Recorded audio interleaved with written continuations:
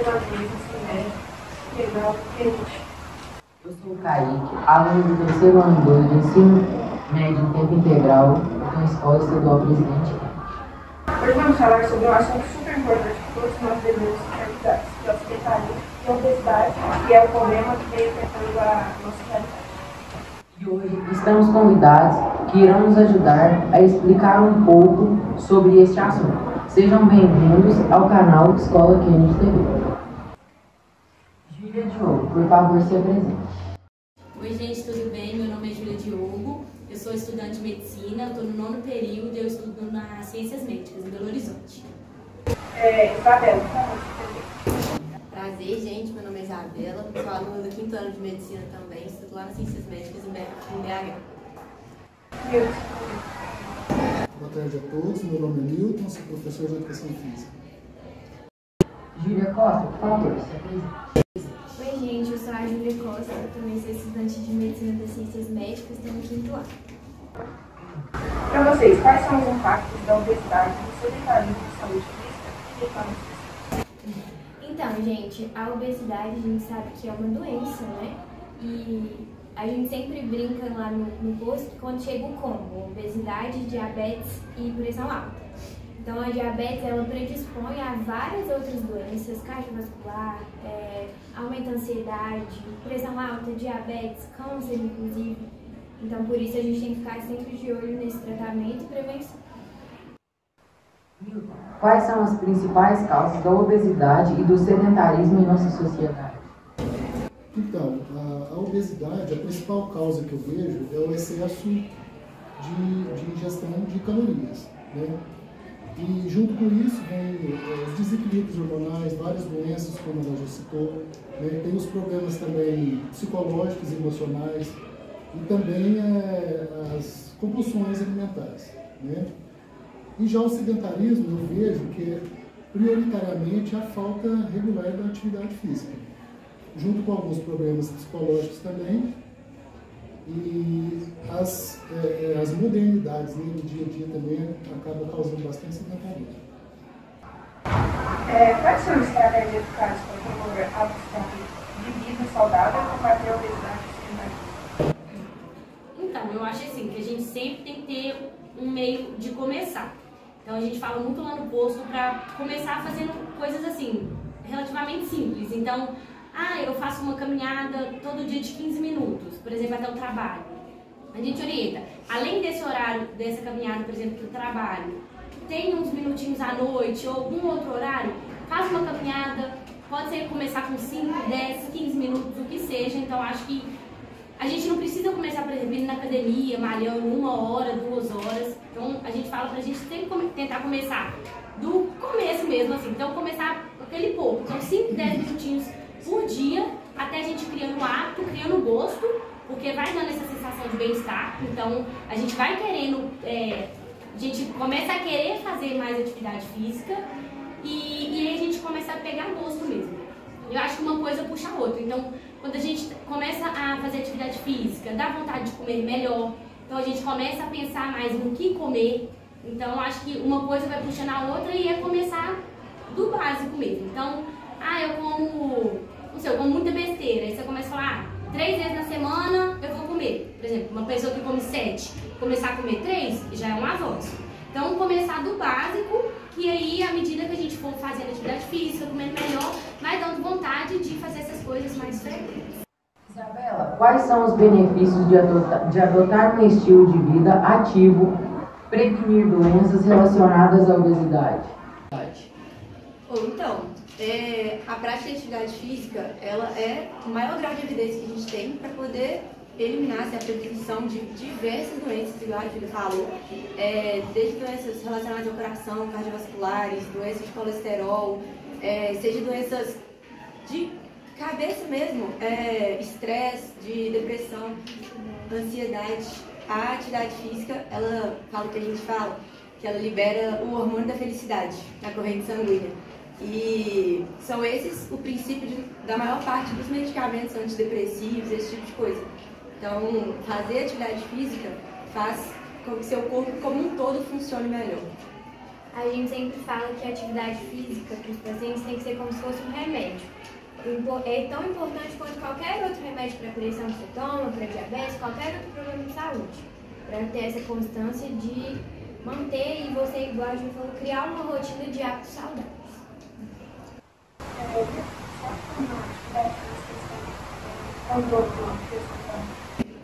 Então, eu vejo que ela está diretamente relacionada ao controle do peso corporal justamente por isso, por tirar a pessoa do sedentarismo. Com isso, ela vai estar aumentando o metabolismo basal, ela vai estar diminuindo a massa gorda do seu organismo, ela vai estar aumentando a massa magra, que é muito importante, aumentar a massa magra do organismo, ela vai estar aumentando a autoestima, ela vai estar aumentando a motivação até para viver, bem, vamos dizer assim, e ter também uma alimentação melhor. Qual é o papel da indústria alimentícia e da publicidade na promoção de alimentos não saudáveis? Eu acho muito importante, gente, quando a gente vai no supermercado para fazer a compra, gastar um tempo olhando os rótulos. Porque ali eles são obrigados por lei, né, a mostrar todos os ingredientes. E sempre que você vai lá nos ingredientes, o primeiro ingrediente que aparece lá é o que mais tem naquele produto que você está comprando. Então, ficar atento a isso, escolher alimentos mais naturais possíveis, com menos conservantes, com menos agregantes que eles colocam nos produtos. E a indústria alimentícia, ela tenta, de qualquer forma, enganar a gente. Então, em vez de estar lá escrito açúcar, vai estar em outro nome. Sacarose, frutose, dextrina. Então, ficar de olho nisso e gastar esse tempo mesmo na hora que você for comprar os alimentos, né? Prezar pela qualidade nutricional do alimento. E além disso, você falou a questão da propaganda, a gente vê que a maioria das propagandas que a gente vê na televisão são de alimentos tipo hambúrguer, então propaganda do McDonald's, do Bob's, Burger King, seja o que seja. E qualquer alimento mesmo que faça mal, normalmente é o que a gente vê na televisão. Então, principalmente para criança e até para adolescente mesmo, a gente ficar atento à questão dessas propagandas, saber o que a gente come mesmo e não ficar consumindo tudo aquilo que eles pedem, porque coloca a foto daquele hambúrguer delicioso e tudo mais, e a gente sabe que é gostoso, mas não é uma coisa pra gente ficar comendo sempre. Então eles promovem essas propagandas exatamente para dar essa vontade, a gente, só hoje. Então assim, ficar atento à questão da ingesta desses alimentos mesmo. E eles usam de muitas propagandas lúdicas, assim, né? Então, tipo, o McLanche Feliz. Você ganha um hambúrguer, mas depois ganha um brinquedinho. Então isso tudo é para atrair, né? Quais são os grupos populacionais mais vulneráveis à obesidade e ao sedentarismo e por quê? Então, segundo a Fundação Getúlio Vargas, a população que está sendo mais afligida agora é de 25 a 39 anos. Mas a gente vê várias pesquisas que direcionam para outras faixas etárias também. Mas, no meu conceito, eu vejo que a obesidade está se tornando uma coisa muito grave, porque ela está muito presente na infância, na adolescência, na juventude, em adultos e também em idosos. E, infelizmente, não está muito fácil de controlar isso. Então, eu já estou vendo que não está tendo uma faixa etária específica que ela está atacando, ela está atacando em geral. Certo? Quais são os mitos relacionados à obesidade e sedentarismo e como pode ser desmentido? Tem muita gente que acaba, é até meio delicado falar isso, mas acaba floreando um pouco e tratando com um pouco mais de suavidade, como se não tivesse a real gravidade que ela tem. A questão que a gente tem hoje é que a obesidade é sim uma doença, é sim uma condição causada pelo acúmulo de gordura que gera diversas... É um efeito cascata. Pode começar com a obesidade, a má alimentação e vai gerando várias outras coisas no sistema da pessoa como um todo. Desde a cabeça ao corpo, enfim. Acho que isso é um dos primeiros mitos aí que a gente tem que desmentir, tratar como a real gravidade que tem. Que não é normal, né? É uma condição médica mesmo, é um distúrbio metabólico, não é só uma característica física, por exemplo, qualquer coisa assim. Tem a sua gravidade e a gente tem que dar a ela a devida importância. Eu vejo também, eu tô gordinho, mas eu tô bem. Eu fiz todos os exames, eu tô uma beleza. Não deu nada. Não deu nada naquele momento. mas no futuro talvez não tão curto ou não tão breve, mas o problema virá com certeza. E às vezes não dá nada, por exemplo, no exame de sangue que a gente faz, mas aí você vai ver, a pessoa não está conseguindo se locomover direito, está com sobrecarga no joelho, aí começa dor no joelho, dor nas costas. Então assim, cansa, anda tipo 2 quarteirões, não está conseguindo nem falar de tão cansada. Então assim, a gente não tem que ver só o exame de, meu exame tá bom. Tá, mas e o resto? Como tá a qualidade de vida mesmo dessa pessoa? Porque às vezes os exames estão bons, mas ela tá com essa dor insuportável que está causando para ela mais sequelas do que se tivesse alguma outra alteração. Então eu acho que ficar atento a isso também. E é uma coisa muito complicada que a gente vê, que as pessoas às vezes vêm pra gente com diversos problemas e eles querem a solução de uma forma mais milagrosa, assim. Ah não, eu tô com minha cabeça muito ruim, tô muito triste, eu quero um remédio para isso. E a gente vai olhar para as outras áreas da vida, que são as principais nesse quesito, que é a atividade física, que é a alimentação, que são preditores dessa cascata que a gente estava falando. E, enfim, não é isso que eles estão procurando, sabe? Então, eles não olham a obesidade como um fator, sendo um problema, como um fator de risco. Eles querem outro tipo de resposta, sendo que o principal é a gente tratar isso aqui. Ainda tem outro problema, né? Tem aqueles que vão lá, vocês não passam o remédio, ele vai por conta própria, e o que acontece? Talvez ele tenha um efeito de emagrecimento imediato, mas ele está buscando doenças através. E não só medicamento, mas aquelas dietas muito restritivas, né? Que você restringe tudo, não come um carboidrato por dia, e aumenta o risco de você ter compulsão alimentar. Depois, quando você para de fazer dieta, que você não consegue manter por muito tempo, você engorda tudo de novo, engorda mais ainda. Então não é um processo saudável, né? Bom, para vocês, como saber que está na obesidade? Pois é, a gente tem um cálculo que a gente usa muito na prática do nosso dia a dia, que é o cálculo do IMC. Basicamente a gente faz o peso dividido pela altura da pessoa ao quadrado. Isso dá um número pra gente, se tiver acima de 30, a gente já considera a pessoa como obesa. Obviamente, a gente estava até comentando sobre isso também.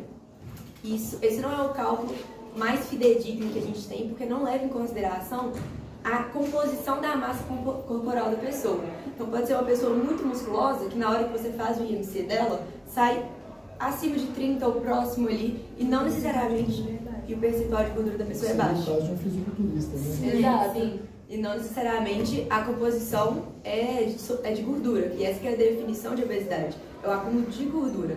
Aí a gente tem que levar isso em consideração também na hora que a gente está falando, categorizando a pessoa como obesa ou não. E tem níveis também, né? Tem até a classificação por níveis. Tem a pessoa que está com sobrepeso, a que está obesa, a que está obesidade mórbida, então tem esse. E até a obesidade mesmo a gente divide em grau 1, 2 e 3. Então isso tudo a gente leva em consideração na hora que a gente for analisar a pessoa mesmo. Então a gente vê como um todo, mas a gente usa assim o IMC como uma base ali pra gente ir direcionando. Mas não só ele vai dizer se é obeso ou não. É importante passar por uma consulta com um profissional que consiga avaliar direitinho todas as medidas, os parâmetros que a gente usa e dar uma indicação mais personalizada, né? Tanto para o tratamento, prevenção. E agora que já falamos muito sobre a obesidade, vamos para o outro lado da moeda. E a anorexia? Então, a anorexia, ela também hoje é uma doença, né? Tanto quanto a obesidade. E ela está afligindo um percentual muito alto de pessoas, tanto no Brasil assim como no mundo, e precisa ter muito cuidado, porque ela meio que é o inverso da obesidade, né? Ao passo que um está comendo muito, está ficando muito obeso, está crescendo demais, o outro não está comendo nada, está faltando nutriente, e vai desencadear um monte de problema, né, que as meninas podem estar falando também. Isso. A anorexia, a gente fala que é a busca excessiva pela magreza. Então a pessoa nunca acha que está suficiente, ela sempre pode estar mais magra do que ela está. E ela usa de recursos extremos, então fica sem comer, faz dieta muito restritiva, exercício físico muito intensos, tudo buscando esse ideal que na verdade não é nem saudável, né? E é importante falar que é muito prevalente em jovens, principalmente mulheres. Sim. E essas pessoas, principalmente as mulheres que são mais acometidas, quando elas se olham no espelho, elas veem uma imagem distorcida. Então tem a distorção de imagem. Elas estão muito magras, mas quando olham no espelho, elas se acham muito gordas.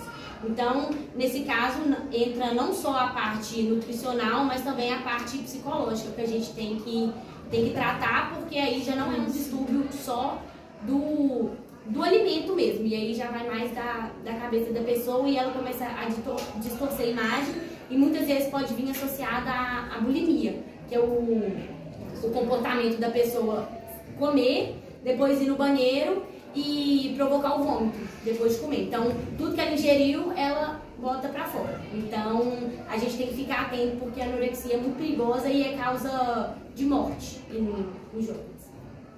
Aí a pergunta do Hélio, né? Ele perguntou sobre a forma de treinamento, né, que a gente pode utilizar para pessoas que estão com obesidade. Há um tempo atrás, a gente tinha um foco em fazer um treinamento aeróbico com as pessoas que estavam com sobrepeso. Mas estudos mostram que hoje em dia não é só o exercício aeróbico, mas também o anaeróbico, então a musculação no caso. E o que acontece? Como ela bem disse lá no início, eu não posso chegar lá agora, com uma pessoa que está com sobrepeso, e colocar ela a fazer 1 hora de esteira, ou colocar ela a caminhar 1 hora na rua, porque a estrutura física dela não vai aguentar, as articulações vão reclamar. E o que acontece? É importante a gente iniciar isso na musculação, bem devagarinho, sabe? E depois que ela for tendo um fortalecimento muscular, a gente vai agregar e vai fazer um treinamento bilateral, acrescentar o treinamento aeróbico para ela também. Aí a gente vai levar ela para a esteira, para a bicicleta, para a caminhada, para a corrida, porque ela vai estar pronta estruturalmente, tanto muscularmente quanto nas articulações, para estar desempenhando aquilo. Mesmo porque, se eu fizer isso com ela, ela vai se frustrar, ela não vai conseguir, ela vai deixar e vai acabar não fazendo nada. Então, na verdade, o que acontece é que tem que ter um complemento das duas atividades e começar a subir a escada devagarinho, um degrauzinho, depois o outro, depois complementa, depois aumenta, e de repente a pessoa está perdendo gordura, está ganhando massa muscular, está ficando forte, está ficando feliz e motivada para viver a vida. Né? Eu acho isso muito importante, porque tem muita gente que acha que para perder peso a gente tem que ficar só esteira, bicicleta, só fazendo aeróbico. E não, a musculação também é muito importante para esse processo do emagrecimento. Então, é igual o Milton falou, associar os dois. E sempre, pessoas mais obesas, nunca fizeram exercício, sempre procurar um educador físico para não correr risco de lesão ou ter algum outro problema. Então, e também sobre o treinamento, a questão do exercício aeróbico é que ele vai aumentar o metabolismo do sujeito enquanto a pessoa está fazendo. Ele parou de praticar a corrida, a bicicleta, o metabolismo vai abaixar e vai normalizar. Enquanto a musculação não. A musculação vai aumentar o metabolismo e vai manter esse metabolismo acelerado, mesmo depois que você já está em casa. Então, tá aí a importância. E quanto mais massa magra, mais queima calórica você vai ter também. Agradecemos a participação de nossos convidados. Muito obrigado pela presença de vocês e tenho certeza que tiraram muitas dúvidas de nosso público. Esperamos vê-los novamente. Obrigada. Esse aluno, muito obrigado por ter assistido até o final. Consegui fazer mais difícil e ele participa tiramos mais dúvidas.